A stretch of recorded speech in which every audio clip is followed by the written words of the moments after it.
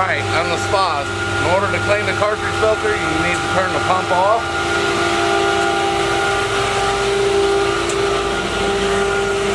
Come over here and get to the breaker. It says spa recirc. Turn that one off.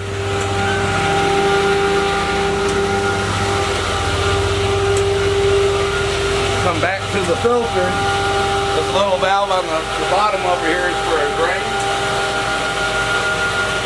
Just open that up. Open the air blade on top.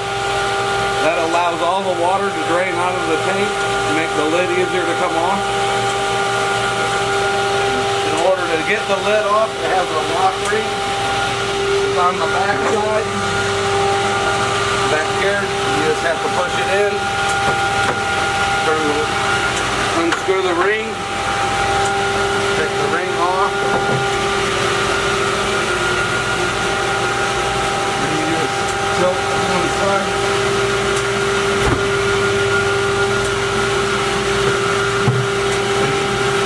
So John's not going to clean the filter because we're already hitting 100 gallons a minute, which is the suggested flow rate by the engineer.